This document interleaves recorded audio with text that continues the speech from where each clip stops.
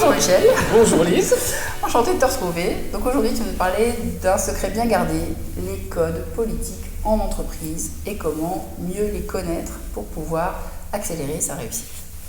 Donc Michel, une brillante carrière au sein d'Engie, cadre dirigeant de Business Unit, chef de cabinet à la présidence du groupe et aussi DRH adjoint en charge du développement des potentiels et des cadres dirigeants. Et toute cette expérience, Michel, forcément, tu as vu énormément de choses en termes de code politique et c'est un peu les secrets que tu vas nous dévoiler aujourd'hui. Alors, la question, c'est effectivement de se dire, on évolue dans des environnements très différents selon les jobs qu'on a dans les entreprises. Et à partir d'un certain niveau dans les organisations, il y a des jeux politiques, on va y venir, on va le décrire un peu plus loin, qui sont plus ou moins importants selon les cultures d'entreprise.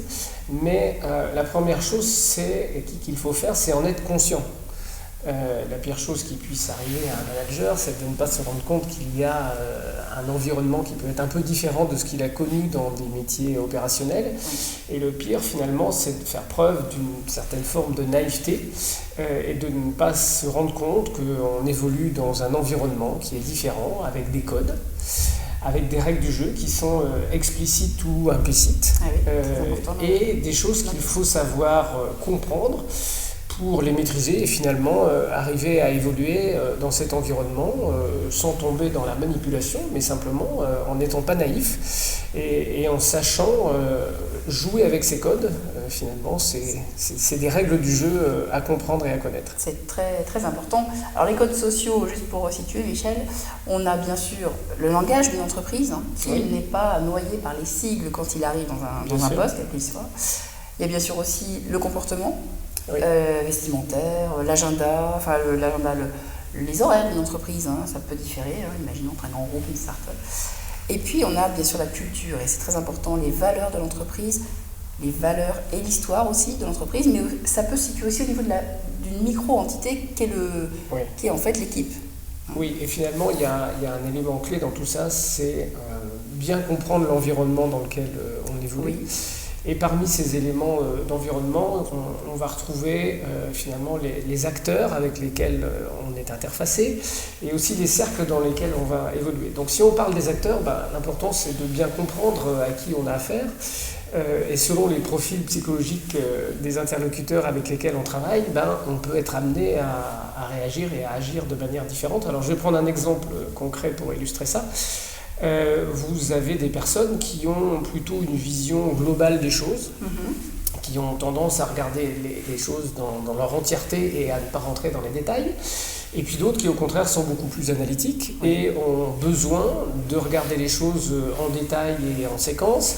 Vous voyez bien que si vous êtes dans une situation où deux personnes qui sont aux deux bouts de cette échelle se rencontrent et ne se comprennent pas parce qu'elles ne comprennent pas le mode de fonctionnement de l'autre, on peut rapidement avoir un contexte dans lequel deux personnes finalement, je vais faire le geste, ne se rencontrent jamais et se trouvent en difficulté. Alors si vous êtes celui qui arrive dans ce nouvel environnement et que vous ne comprenez pas le mode de fonctionnement de votre patron par exemple, ça peut être une difficulté. Donc ça c'est un premier sujet. J'ai pris un exemple, on pourrait en décliner de nombreux sur comment capter finalement le fonctionnement des gens avec qui on travaille. Et puis le deuxième, c'est les cercles.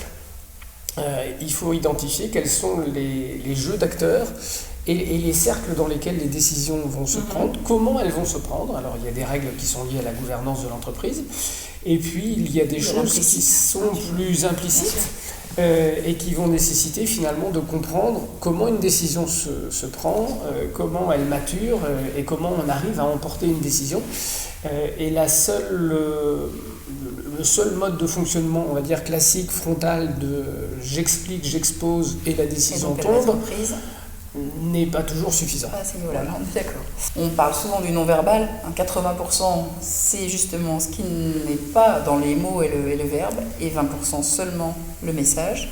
Donc tu peux nous en dire plus, Michel, par rapport à ça ? Voilà, oui, tout à fait. Il faut pouvoir cerner son environnement et puis capter ce qui se passe dans cet environnement. Ça peut aller de capter une ambiance dans une pièce. Est-ce que l'ambiance est tendue ou est-ce que l'ambiance est totalement détendue ? C'est d'identifier toutes les indications qui peuvent venir, qui vont être du domaine notamment du non-verbal, et des attitudes des différents acteurs qui en disent parfois plus long que ce qu'ils vont eux-mêmes dire. Et ça, ça s'apprend avec la pratique.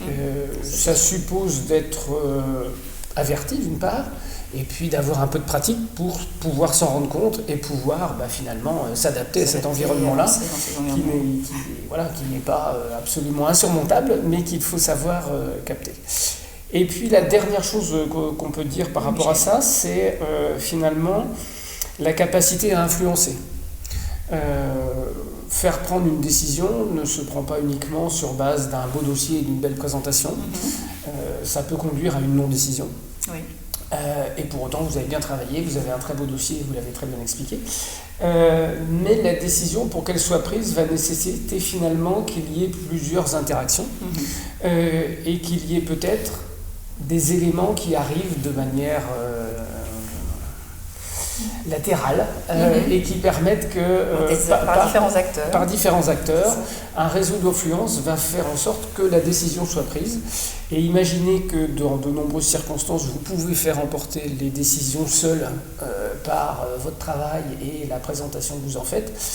C'est illusoire, puisque dans un certain nombre de cas, c'est des décisions qui vont émerger d'un collectif. Et ce collectif, il faut finalement pouvoir se rendre compte de comment il fonctionne pour être en mesure d'agir dessus et de l'influencer. Je ne suis pas du tout en train de parler de manipulation, mais de comment finalement on fait émerger dans un collectif une décision, et il y a plusieurs canaux pour y arriver. Tout à fait. Merci beaucoup Michel pour ce témoignage très précieux. Merci. Et nous te retrouverons prochainement. J'espère que cette vidéo vous a plu et que vous l'avez trouvée inspirante pour identifier les codes politiques en entreprise. Si tel est le cas d'ailleurs, n'hésitez pas à mettre des pouces bleus en dessous de cette vidéo et d'y mettre également vos commentaires. Donc Michel Le Boëdec vous a présenté ici les 3 éléments clés à capter pour identifier ces codes politiques et aboutir à ce que la décision de votre dossier, sur votre dossier, soit prise. Tout d'abord, capter qui sont les acteurs de mon environnement, comment ils fonctionnent. Est-ce qu'ils sont plutôt vision globale ou analytique? C'est très important de savoir à qui on parle. Ensuite, capter l'environnement, les différents cercles et les jeux d'acteurs, c'est-à-dire comment ils fonctionnent entre eux, comment fonctionnent ces personnes entre elles. Et le 3e élément important dont nous parle Michel ici, ce sont les indications qui se trouvent dans l'environnement. En effet, l'importance du non-verbal, c'est 80% du sujet. Être capable de capter tout ce non-verbal dans l'environnement où vous vous trouvez, et notamment dans un contexte de prise de décision, c'est très important, aussi important que le dossier. D'ailleurs, cette capacité à influencer, c'est le dernier point soulevé par Michel, est clé, c'est-à-dire qu'il faut bien comprendre que la décision, elle ne se prend pas sur un dossier qui est parfait, très bien présenté. Une décision, elle émerge d'un collectif. Et ce collectif, il faut bien en capter ces règles du jeu, identifier tous les éléments latéraux qui vont aider à faire émerger cette décision par ce collectif. Je remercie encore Michel pour ce témoignage très précieux et je me réjouis de vous annoncer que Michel fera partie de l'équipe des mentors du programme OOM Accelerator qui s'ouvrira donc à la rentrée pour tous ceux et celles qui souhaitent accélérer leur réussite professionnelle. À très bientôt!